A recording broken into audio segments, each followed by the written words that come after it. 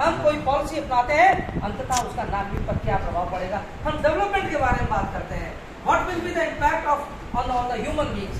अगर हम housing societies बनाते हैं, खेत खलिहानों को कन्वर्ट करके उसको अर्बन इंफ्रास्ट्रक्चर में कन्वर्ट करते हैं, not only housing complexes but industrial complexes also. हम उसमें मल्टीप्लेक्सेस बना रहे हैं केवल एक रेवेन्यू जनरेशन का एक माध्यम से।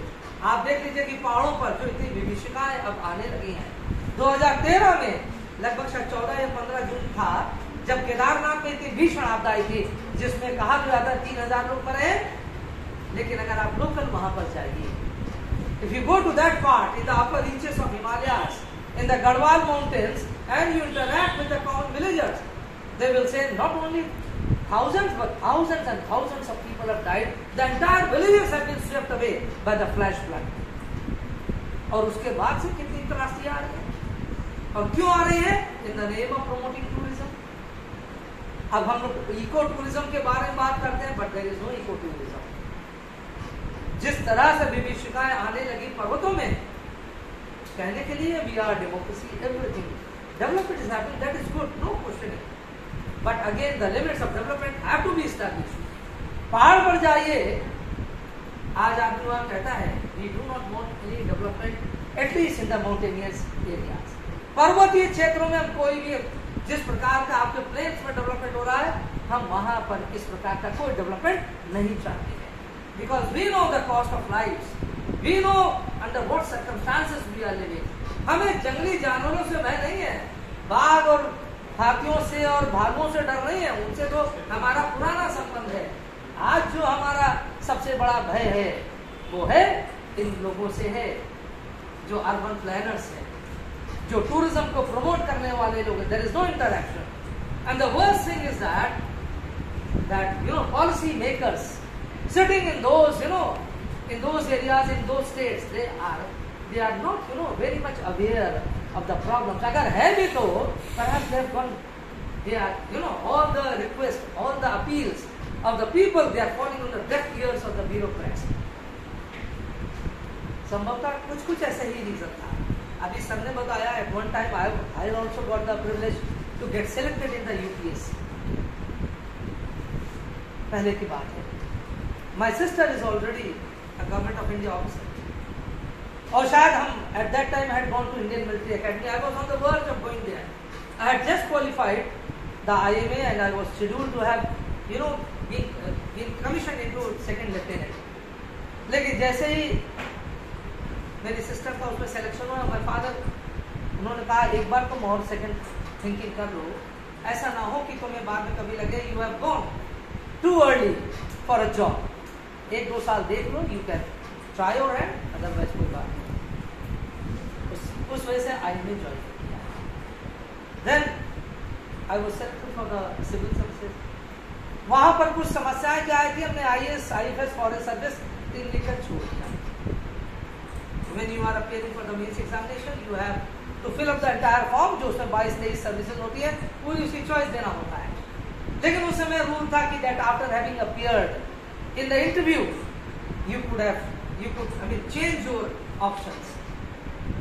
Lekin unfortunately when after the interview I went to the Dholpur house in New Delhi and submitted a revised list, they refused to entertain. उन्होंने कहा नहीं सर अब ये प्रोविजन बदल चुका है, अब आपको जो दे दिया गया है बस वही आपका फाइनल है। 3 आपने दिया, तीनों में से ही अगर आपको मिल गया चॉइस के हिसाब से तो ठीक है, अदरवाइज आपकी जो एक्चुअल पोजीशन होगी उसी हिसाब से अलॉटमेंट होगा। And my position was supposed to be just after that, that is IRS. चाहे कस्टम्स मिलता है, चाहे इनकम टैक्स मिलता है, हमारे रैंक वालों को सबको मिला। बट लास्ट में उन्होंने कहा आपको जो लास्ट में बचे तो वो मिलेगा। तब उसके बाद उन्होंने कुछ दिया, दिल्ली पुलिस दिया और इधर उधर का दिया। दिल्ली पुलिस भी does not necessarily mean Delhi police, it means you have to serve in the union territories as well. आज इधर का होता है। By that time I had already become a permanent lecturer in economics, and there was a division within my family. मेरी माँ कहती थी कि नहीं तुम इसी में रहो शिक्षा क्षेत्र में, because she herself had been a teacher for 35 years more, and she was at that time serving as a principal in a girls' college, intermediate college. My father, he was a different kind of a person. He was in business. Initially he was in some government job, then he came in business. उन्होंने कहा बेटा दुनिया हमने देखा है how difficult this world is. You will have to find out your own way. You will have to struggle. If you are in bureaucracy, you can do a lot for everyone. लेकिन ultimately it was decided that I am going to stay. मेरा भी यही मन था कि अगर मुझे अपने चॉइस के हिसाब से मिल जाता तो ठीक है, otherwise that was my best choice to serve in campus. और उसके बाद ultimately then after 1 year I got a call from the रॉ रिसर्च एंड एनालिसिस विंग, जो इंडिया की एक्सटर्नल जो एजेंसी स्पाई एजेंसी है, उन्होंने फॉरेन पोस्टिंग के लिए they called me for the foreign posting. लेकिन अब the time was over. I ultimately decided I will stay. So this is how my life went about. उसके बाद में बाहर जाने का मौका कई बार मिला, और वही कहते थे कि मैन प्रपोजेस गॉड डिस्पोजेस. आपन सोच होत नहीं, हरी सोच हो तत्काल.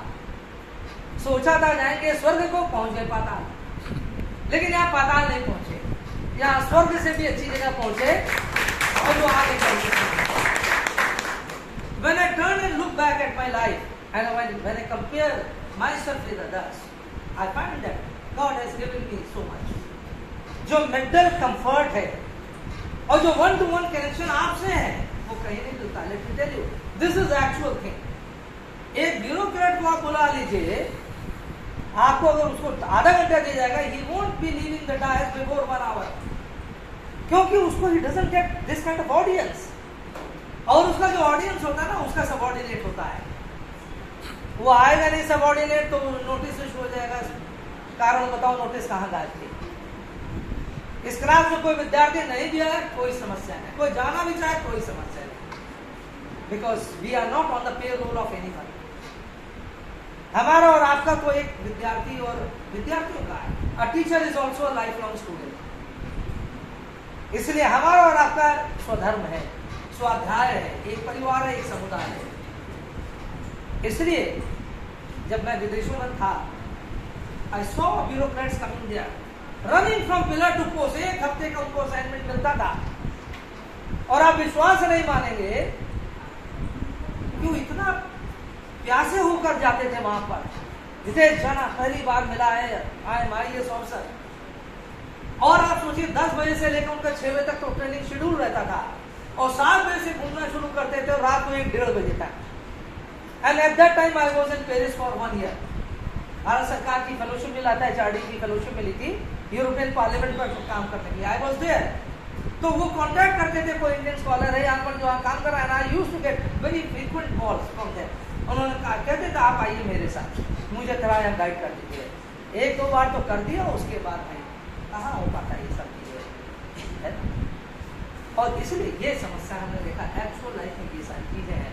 सो आप लोग, अगर अभी तो बातें हो चुकी है, बस अंतिम 2-4 मिनट और है, समय भी समाप्त हो रहा है. बस आप लोग ये जान लीजिए, मैं हमेशा अपने विद्यार्थियों से कहता हूँ, आज आप जितना परिश्रम कर